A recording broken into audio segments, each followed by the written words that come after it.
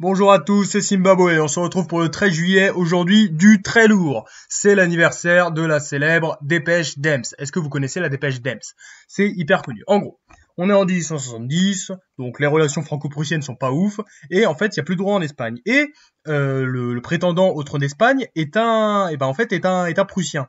Et du coup, la France est totalement contre parce que elle se ferait encercler entre l'Allemagne et l'Espagne. Du coup, la France demande à ce que ce soit pas ce Prussien. Et le roi de Prusse accepte, donc ça va. Puis la France se met à demander, ouais, en fait, que plus jamais aucun Prussien ne demande à ce que demande le trône d'Espagne, quoi, parce que ce serait horrible, quoi. Et le roi de Prusse, Guillaume I, il répond d'une lettre non.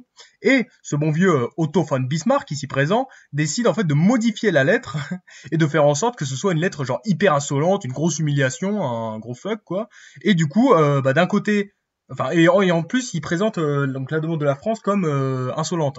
Du coup, d'un côté, ça excite les Français, de l'autre, ça excite les Allemands. Du coup, la France demande la guerre, déclare la guerre à l'Allemagne. Ça permet à l'Allemagne de se faire passer en victime. L'Allemagne a une énorme armée. On a ces trois types qui défoncent la France. Donc horrible. Tout ça pour un truc qui était faux. Alors qu'en plus, c'était la France qui gagnait à la base. Donc ça, c'est vraiment, c'est vraiment très politique tout ça, mais très diplomatique et vraiment, ça a été très bien joué de la part de l'Allemagne. Aujourd'hui, c'est aussi l'anniversaire, c'est la fin de de la guerre de succession d'Espagne avec le traité d'Utrecht. Donc en gros, la succession d'Espagne, le roi d'Espagne meurt, Louis XIV propose donc son petit-fils. Du coup, gros bordel parce que les gens ne veulent pas que l'Espagne devienne française, ce serait horrible. Et du coup, grosse guerre partout. Et au final, personne ne gagne vraiment. Enfin, voilà, c'est un peu compliqué. Beaucoup de morts, vraiment tout le monde est super affaibli et vraiment il y a de grosses modifications territoriales. On a donc les Pays-Bas qui arrêtent d'être espagnols, qui deviennent autrichiens. On a on a le petit-fils de Louis XIV qui devient donc roi d'Espagne, mais l'Espagne reste l'Espagne, quoi. Il n'y a pas d'unification franco-espagnole comme le voulait Louis XIV. Du coup, c'est une montée en puissance de l'Autriche, même si elle reste limitée. On a l'Espagne vraiment qui finit donc son gros règne de grosse puissance.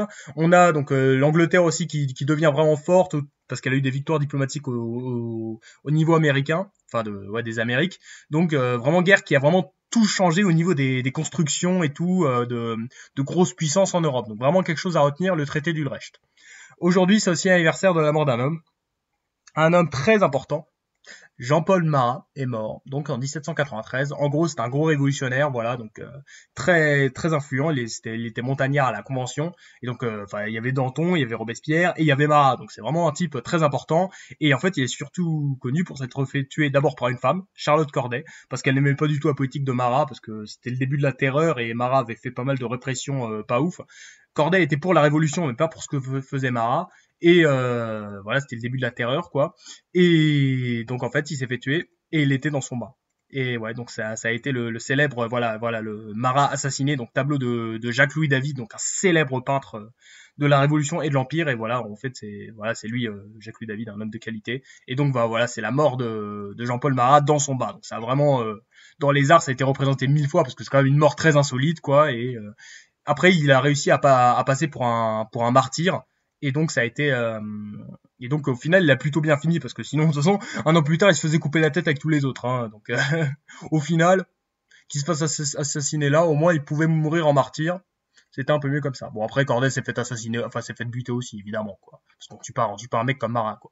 Donc voilà les trois événements à retenir pour aujourd'hui: la dépêche d'Ems en 1870, la fin de la guerre de succession d'Espagne et le traité d'Utrecht en 1713 et la mort de Jean-Paul Marat en 1793.